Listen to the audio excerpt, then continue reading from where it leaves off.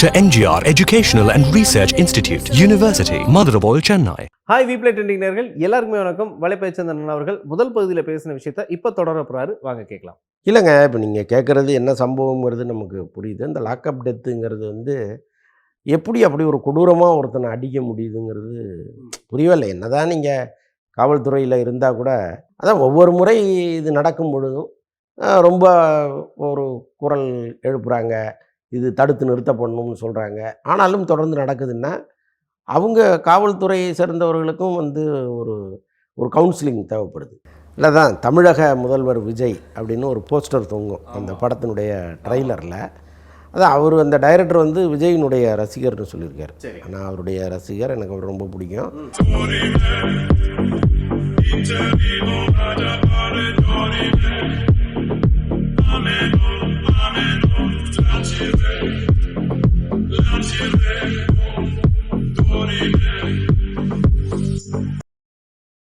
So இவ்வளோ பிரச்சனைகள் வந்து சினிமாவை தாண்டி ஒரு பிரச்சனை வந்து பழைய பிரச்சனை தான் நான் சொல்ல போகிறது. பழைய பிரச்சனை, ரொம்ப பழைய பிரச்சனை இல்லை. ஒரு கோவிலில் நடந்த ஒரு காவலாளியோட பிரச்சனை. இந்த பிரச்சனைக்கு மத்தியில் பார்க்கும்போது யார் யாரெல்லாம் வந்து அவருக்கு உதவியெல்லாம் செய்யலை, யாரும் உதவி செஞ்சுருந்தா பரவாயில்ல, யாருமே உதவி செய்யலை. ஸோ அந்த நேரத்தில் ஒரு மனித நேயம், அந்த இடத்துல மனித மாண்பு ஏன் இல்லாமல் போச்சு? ஸோ இந்த மாதிரியான ஒரு சூழல் வந்து அந்த இடத்துல ஏன் நிலவுச்சு? நீங்கள் அந்த சூழ்நிலையை விவரிக்க தேவையில்ல, இது ஒரு பொதுவான கருத்தை நீங்கள் சொல்லுங்கள்.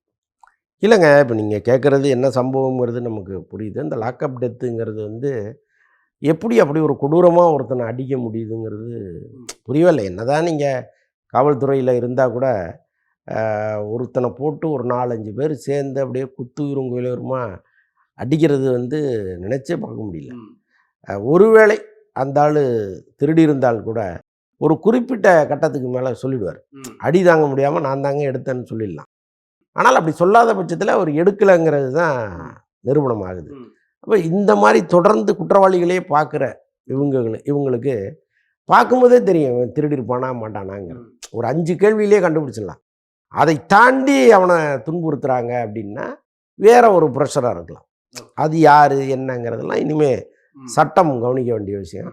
ஆனால் அது வந்து நம்ம மண்ணில் நடக்கக்கூடாது. ஏன்னா பொதுவாக எல்லா மாநிலங்களை விட ரொம்ப சாத்வீகமான மாநிலம்னா தமிழகம் தான். நீங்கள் யார் வேணாலும் இங்கே வந்து தங்களாம் எல்லாரையும் வாழ வைக்கிற ஒரு மாநிலம்னா தமிழகம் தான். இதுவே ஒரு பீகாரோ ஒரு உத்தரப்பிரதேசமோ எல்லாம் நீங்கள் போனீங்கன்னா வன்முறை ரொம்ப பயங்கரமாக இருக்கும். அவங்களுடைய பார்வையே வேறையாக இருக்கும், அவங்களுடைய அணுகுமுறை வேறையாக இருக்கும். ஆனால் இங்கே வந்து மனிதம்ங்கிறது முதல்ல நிற்கும். எல்லாத்தையும் விட முந்தி நிற்பது மனிதம் தான். ஸோ அப்படிப்பட்ட ஊரில் இந்த மாதிரி லாக்அப் டெத்துகள்லாம் நடக்குது அப்படிங்கிறது ரொம்ப வருத்தமாக தான் இருக்குது. சட்டம் வந்து இதில் ரொம்ப கடுமையாக இருந்து இப்போ அந்த பையன் ரொம்ப எளிமையான ஒரு குடும்பத்தை சேர்ந்த பையன். அந்த குடும்பமே ரொம்ப வறுமை எளிமை அப்படிப்பட்ட ஒரு குடும்பம். அவங்களால பெரிய அளவு பணத்தை செலவு பண்ணி ஒரு லாயரை வச்சு வாதாடி நீதியெல்லாம் வாங்க முடியாது. ஆனாலும் இங்கே அந்த குடும்பத்துக்காக பல பேர் நிற்கிறாங்க. ஸோ அதுதான் நம்ம ஊர். நீ பாதிக்கப்பட்டியா உன்னோட நான் நிற்பேன்னு ஒரு பெரும் கூட்டம் வந்து நிற்கிது. ஸோ அப்போ இந்த கூட்டம் அவங்க குடும்பத்துக்கான நியாயத்தையும் வாங்கி கொடுக்கணும். இல்லை இப்போது இது பார்த்தீங்கன்னா ஏன்னா இந்த சர்வேலாம் நிறைய விஷயங்கள் நம்ம வந்து நம்ம ஒரு கூகுளில் வந்து சர்ச் பண்ணும்போது சில லிஸ்ட் எடுக்கலாம். பட் இப்போ வந்து இந்த நிகழ்ச்சி இந்த ஒரு விஷயம் வந்து நடந்ததுக்கப்புறம் இந்த மாநிலத்தில் இவ்வளோ நடந்திருக்கு, இந்த மாநிலத்தில் இவ்வளோ நடந்திருக்கு, ஸோ அப்படின்ற ஒரு லிஸ்ட்டு போகிறாங்க. நம்ம தமிழகத்திலே அதிகமாக நடந்திருக்கு. ஸோ அது வந்து இது அதிகபட்சமான ஒரு பேசு பொருளாக இதுதான் மாறி இருக்குது அப்படின்றது தான். அதாங்க, நம்ம தொடர்ந்து இங்கே தமிழகத்தில் இந்த லாக்அப் டெத்துங்கிறது இருக்குது. அதான் ஒவ்வொரு முறை இது நடக்கும் பொழுதும் ரொம்ப ஒரு குரல் எழுப்புகிறாங்க, இது தடுத்து நிறுத்தப்படணும்னு சொல்கிறாங்க. ஆனாலும் தொடர்ந்து நடக்குதுன்னா அவங்க காவல்துறையை சேர்ந்தவர்களுக்கும் வந்து ஒரு ஒரு கவுன்சிலிங் தேவைப்படுது. இன்னொன்று வந்து தொடர் வேலை அழுத்தம். அவங்களால வந்து இப்போ மற்ற எல்லா துறைகளுக்கும் ஒரு டைமிங் இருக்குது. காலைல நீ 10 மணிக்கு போனோன்னா சாயங்காலம் 6 மணிக்கு வந்துடலாங்கிற ஒரு டைமிங் இருக்குது. பட் அவங்களுக்கு அதெல்லாம் கிடையாது. எந்த நேரம் சாப்பிட்றாங்க, எந்த நேரம் தூங்குறாங்க, எப்போ படுத்தாலும் அவங்கள அடுத்த 5-6 நிமிஷம் எழுப்பி ஓடிவான்னா ஓடி போகிறாங்க. ஸோ அப்படி ஒரு நிலைமையும் அவங்களுக்கு இருக்குது. அந்த வேலை பளு அழுத்தம் இது எல்லாம் சேர்ந்து எவனாவது சிக்கும்போது அவ்வளோ கோபத்தையும் அவங்க மேலே காமிக்கிறாங்க.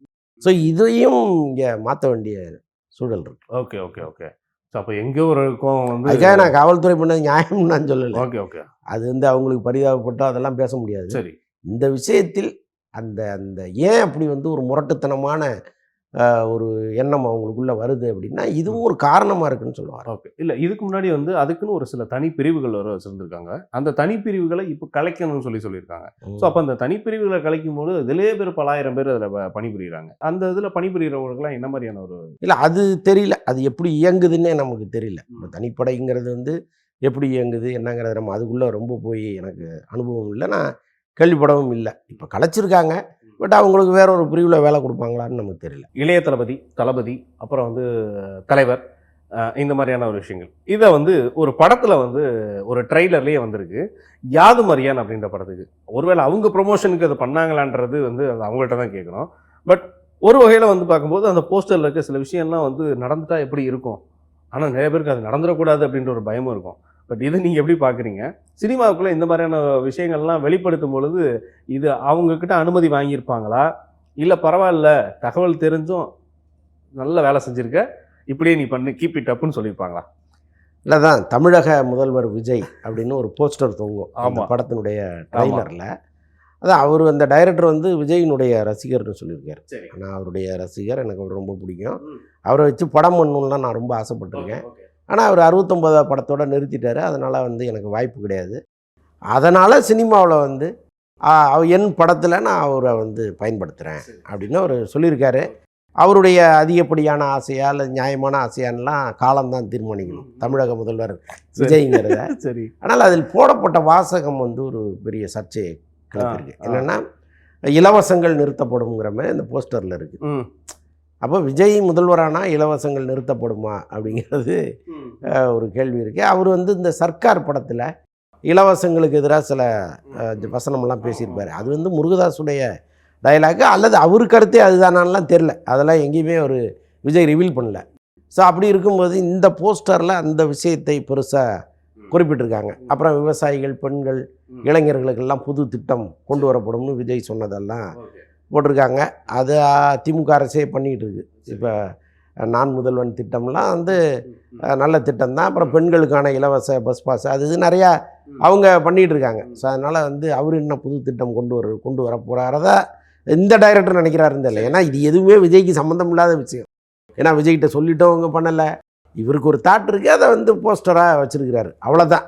2026 இது நடக்கும்னு அவர் நினச்சி வச்சுருக்காரு. இந்த போஸ்டருடைய டேட்டெல்லாம் டீகோட் பண்ணிட்டாங்க, பண்ணி இது வந்து 2020. இப்போ இது வந்து தணிக்கை குழு கண்ணில் படாமல் வந்திருக்கும். தணிக்கை குழு இது ஒன்றும் தப்பு இல்லையா? இதில் என்ன இருக்குது? இதில் வந்து கட் பண்ண வேண்டிய அவசியம் ஒன்றும் கிடையாது. ஆபாசம் இதில் ஒன்றும் கிடையாது, ஒரு விஷன் தானே. நான் ரசிக்கிற ஒருத்தர் வந்து 2026 முதலமைச்சர் ஆயிடுவாருன்னா அந்த டைரக்டர் நினைக்கிறார், அந்த சுதந்திரம் அவருக்கு உண்டு இல்லை. ஸோ அதனால் அதுக்கு தணிக்கை குழுவோ அல்லது விஜய்கிட்ட என்ஓசி சர்டிஃபிகேட்டோ இதெல்லாம் தேவையே கிடையாது. அவர் நினைக்கிறதா ஒன்று பண்ணியிருக்கிறாரு, அது நினைக்கிறது நடக்குமாங்கிறது வேறு. Sir okay sir.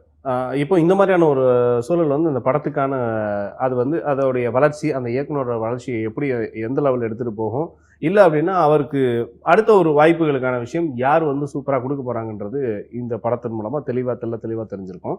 அண்ட் இதுக்கப்புறம் வந்துட்டு குபேரா படம் அது வந்து எந்த அளவுக்கு வசூல் பண்ணுச்சு அப்படின்ற ஒரு விஷயத்தை காட்டிலும் தனுஷ் வந்து இன்றைக்கி எங்கே இருக்கிறாரு, இப்போது இதுக்கப்புறம் ஒரு பெரிய படம் ஒன்று பண்ண போகிறாரு. So தனுஷோடைய 54 film. ஸோ இதை வந்து வேல்ஸ் யூனிவர்சிட்டி வந்து பண்ண போகிறாங்க. ஸோ ஐஸ்வரி கணேஷ் அவர்கள் இந்த படத்தை பற்றி கொஞ்சம் அப்டேட் சொல்லுங்கள். ஆனால் அதில் வந்து ஏஐயில் வந்து தனுஷை வந்து ஆரம்பத்தில் எப்படி இருந்தாரோ அவரே வந்து கேள்வி கேட்குற மாதிரி தனுஷுக்கிட்ட பண்ணியிருந்தாங்க.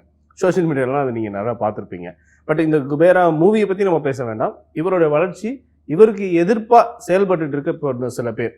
ஸோ அந்த கலைத்துறையிலையா அல்லது வெளியிலையா அப்படின்றது சொல்லுங்கள். இல்லை, தனுஷுக்கு எதிர்ப்பாக குரல்கள் வர்றது இன்றைக்கி நேற்று இல்லை, பல காலமாக அது வந்துகிட்ருக்கு. அவரும் வந்து கொஞ்சம் ஆட்டிடியூடான ஆளுங்கிற மாதிரி தான். இப்போ ரீசெண்டாக ஒரு ரிவ்யூவர் ஒரு பேட்டிலாம் கொடுத்துருக்கிறார். ஒரு இந்தி பெல்ட்டில் உள்ள ஒரு ரிவ்யூவர் வந்து தனுஷை பேட்டி எடுக்கும்போது என்ன நடந்துச்சுன்னெலாம் சொல்கிறார். அவர் ஒரு ஆட்டிடியூட் பர்சன் அப்படிலாம் சொல்கிறார். தனுஷுக்கு எதிராக இப்போ நிறையா இந்த மாதிரி தகவல்கள்லாம் வருது. இதுக்கு பின்னணியில் யார் இருக்காங்களாம் நமக்கு தெரில. நம்ம இந்த படத்துக்கு வருவோம். இந்த போர்த்தொழில் டைரக்டர் விக்னேஷ் ராஜா அவர் தான் வந்து இந்த படத்தை இயக்க போகிறாரு. போர்த்தொழில் படத்தை பார்த்த எல்லாருமே வந்து எனக்கு ஒரு படம் பண்ணி கொடுங்கன்னா அவரை கூப்பிட்டு கேட்குற அளவுக்கு ஒரு படமாக அது அமைஞ்சுது. ஆனால் அவருக்கும் தனுஷுக்கும் தான் அது பொருத்தமாக இருந்திருக்கு போல இருக்குது. கரெக்டாக வேல்ஸ் வந்து தனுஷ்கிட்ட ஏற்கனவே டேட்லாம் வாங்கி வச்சுருந்தாங்க. கரெக்டாக இந்த டைரக்டர் அங்கே ஃபிக்ஸ் பண்ணி ஷூட்டிங் வந்து விரைவில் துவங்க போகுது. அதில் என்னென்னா கயாட் லோகர் நடிக்கிறதா ஒரு தகவல் இருக்குது. அதுதான் கொஞ்சம் புது தகவலாக இருக்குது. Okay okay. ஸோ இன்னும் அடுத்த சில படங்கள் வந்து இப்போ அவர் ஐசரி கணேஷ் வந்து நம்ம போன தடவை கூட பேசியிருந்தோம். அடுத்தடுத்த விஷயங்கள் அந்த 10 படங்களில் இது ஒரு விஷயம் அப்படி தானே? அந்த இயக்குனருக்கு கொடுத்த வாய்ப்பு அது? ஆமாம்மா, 10 படங்கள் அல்லாத இதுன்னு நினைக்கிறேன் நான். அந்த 10 பட லிஸ்ட்டில் இவர் இருந்தாரான்னு எனக்கு தெரியல. ஓகே. அவங்க கிட்டத்தட்ட ஒரு 20 படம் பண்ணுறாங்க. வெறும் 10 மட்டும் இல்லை, ஒரு 20 படம் அவங்க பண்ணுறாங்க. நிச்சயமா. அதில் இது ரொம்ப முக்கியமான படமா? Okay okay. விளம்பரத்துக்காக கொடுக்கப்பட்டது ஒரு 10, இன்னும் மறைமுகமாக ஒரு விஷயம் பார்த்தது. சார் சசிகுமார் அவர்கள் சுப்பிரமணியபுரம் அப்படின்ற ஒரு படத்தை வந்து சூப்பர் ஒரு படைப்பாக கொடுத்துருப்பாரு. அதுக்கப்புறம் வந்து டூரிஸ்ட் ஃபேமிலி அப்படின்ற எனக்கு தெரிஞ்ச அந்த படத்துக்கெல்லாம் அப்புறம் வந்து ரொம்ப அவர் அந்த ஃபீல்டு டவுன் ஆகி திருப்பி ஒரு டேக் ஆஃப் ஆகிற டைமில் டூரிஸ்ட் ஃபேமிலி அந்த இயக்குனரும் அடுத்த ஒரு சூப்பரான படங்கள் பண்ண போகிறாரு. அவரை பற்றி நம்ம அடுத்து பேசுவோம். இவர் வந்து பார்க்கும்போது டூரிஸ்ட் ஃபேமிலியில் அந்த இலங்கை தமிழராக நடிச்சிருந்தார். அதே பாணியில் பார்த்தீங்கன்னா இப்போது ரீசெண்டாக அந்த ஃப்ரீடம் படத்துலையும் அதே விஷயம். இது வந்து எப்படி இந்த மாதிரி பிளான் பண்ணி இந்த படமும் அடுத்த படமும் அடுத்தடுத்த ஒரு பேக்கேஜில் நடந்ததுனால அவர் இலங்கை தமிழராக நடிச்சிருக்காரா, இல்லை இதுக்கு வந்து அவர் சப்போர்ட் பண்ணும் விதமாக இந்த படம் அமைஞ்சிருக்கா? இல்லை அப்படி கிடையாது. இது ஒரு தன்னிச்சையாக நடந்த விஷயமா தான் நான் பார்க்குறேன். சரி. டூரிஸ்ட் ஃபேமிலியில் சும்மா இலங்கையிலேருந்து வர்ற ஒருத்தரை இங்கே உள்ளவங்க சந்தேகப்படுவாங்க. அதை ஒட்டி அப்படியே கதை போகுது. பட் இந்த படம் வந்து இன்னும் கொஞ்சம் அதை விட ஒரு டெப்த்தான படம்னு வச்சுங்களேன். ஃப்ரீடம் சுவாரஸ்யமான படமானா நான் அதுக்கு உத்தரவாதம் தரல. டெப்த்தான படம். ஆக்சுவலாக என்னென்னா, இலங்கையிலிருந்து வந்த அகதிகள் அங்கேருந்து ஒரு 40-45 பேரை கொண்டு போய் வேலூரில் சிறை, கிட்டத்தட்ட அது சிறை தான், ஒரு முகாமில் அடைச்சிடுவாங்க. அது சுற்றி வந்து பாதுகாப்பு சிறை தான் அது. அங்கிருந்து எப்படி வந்து அவங்க தப்பிச்சு வெளியேறினாங்க ஒரு 43 பேர் அப்படிங்கிறது தான் அந்த கதை. நீங்கள் கடைசி ஒரு அரை மணி நேரம் ஒரு பரபரப்பான படமாக இருக்குது. இவங்க எப்படியா தப்பிச்சிட மாட்டாங்களா அப்படிங்கிற எண்ணத்தை அது உருவாக்குது. அதுக்கு முன்னாடி வந்து ஃபுல்லாக ஒரே விஷயத்த சொல்லிகிட்டே இருக்காங்க, திரும்ப திரும்ப சொல்லிகிட்டே இருக்காங்க. அது ரொம்ப போர் அடிக்குது. பட்டு டூரிஸ்ட்டு ஃபேமிலி அளவுக்கு இந்த படம் சசிகுமார் கை கொடுக்குமான்னு எனக்கு தெரியல. ஏன்னா இந்த படம் வெளிவந்து மக்கள் எந்த அளவுக்கு அதை கொண்டாட போகிறாங்க அல்லது புறக்கணிக்க போகிறாங்கங்கிறதெல்லாம் நம்மளால் முடிவு பண்ண முடியல. பட் அந்த கடைசி ஒரு 20-25 நிமிஷம் நல்லாயிருக்கு. அதுதான் இந்த சிறையிலிருந்து அவங்க எப்படி தப்பிக்கிறாங்க, அங்கே எப்படி சுரங்கம் தோன்றாங்க, அந்த மண்ணை எப்படி வெளியில் கொண்டு போய் வெளியில் கொட்டுறாங்க. ஆக்சுவலாக ஏதோ ஒரு இடத்துல பதுக்கி வைக்கணும்ல. ஒரு கிட்டத்தட்ட ஒரு 100 மீட்டருக்கு ஒரு இது தோண்டும் போது, சுரங்கம் தோண்டும் போது அந்த மண்ணெல்லாம் கொண்டு போய் ஒரு இடத்துல காவல்துறைக்கு தெரியாமல் வைக்கணும். ஸோ அந்த மாதிரி விஷயங்கள்லாம் கொஞ்சம் டீட்டெயில் பண்ணியிருக்காங்க. அதுக்கப்புறம் அதுக்குள்ளே பூந்து அவங்க வெளியில் தப்பிச்சு எத்தனை பேர் தப்பிச்சாங்க, உண்மை கதை அது. வேலூர் சிறையில் நடந்த உண்மை கதை. அப்போ நீங்கள் ரொம்ப கற்பனையை அதுக்குள்ளே கொண்டு வர முடியாது. ஸோ அதனால் அந்த கதையினுடைய தன்மையை உணர்ந்து அந்த படத்தை எடுத்திருக்காங்க. ஒரு நல்ல படம் தான். பட்டு அது வந்து கொஞ்சம் போர் அடிக்குது. ஓகே. ஆமாம். ஒருவேளை இப்போ இது வெளியாக வேண்டிய சரியான நேரம் இல்லையோ? அதாவது அப்படிலாம் கிடையாது.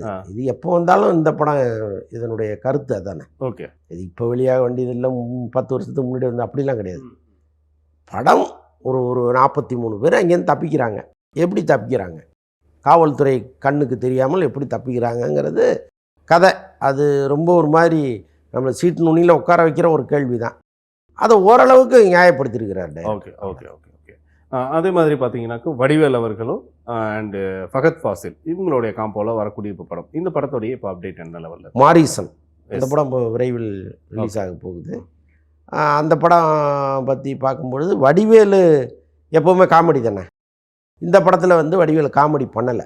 எப்படி மாமன்னன் படம் வந்து நம்ம வடிவேலு வந்து வேறொரு வடிவேலை பார்த்தோமோ அந்த மாதிரி இந்த படத்தில் வேறொரு வடிவேலாக ஒரு சீரியஸான ஒரு வடிவேல்.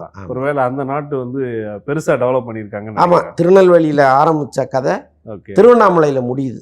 ஓகே, அது நடுவில் என்ன நடக்குதுங்கிறது தான் அந்த படம். நிச்சயமா நிச்சயமா. Okay sir. ஸோ இந்த வாரம் வந்த சில படங்களை பற்றியும் சில முக்கியமான சில விஷயங்களும் நான் பேசணும். ரொம்ப நன்றி. நன்றி. இந்த 2 பகுதிகளிலுமே ரொம்ப அழகாக பேசிகிட்டு இருக்க விஷயத்தில் இன்னும் அடுத்தடுத்த புதுசாக என்னென்ன விஷயங்கள்லாம் வரப்போகுதுன்றதை வரப்போகிற நிகழ்ச்சிகளை கேட்டு தெரிஞ்சுக்கலாம். இது ஞாயிற்றுக்கிழமையும் செவ்வாய்க்கிழமையும் இந்த 2 பகுதிகள் வந்து ஞாயிற்றுக்கிழமை முதல் பகுதியும் செவ்வாய்க்கிழமை 2ஆம் பகுதியும் வரப்போகுது. அதை நீங்கள் பார்த்து என்ஜாய் பண்ணுங்கள். அண்ட் மறக்காமல் நம்மளுடைய வீப்லேவை லைக் பண்ணுங்கள், ஷேர் பண்ணுங்கள் அண்ட் சப்ஸ்கிரைப் பண்ணுங்கள். அதுவரை உங்களிடமிருந்து விடைபெற போவது உங்களுடைய அன்பு தொகுப்பான நைசு. சரி, பாய்.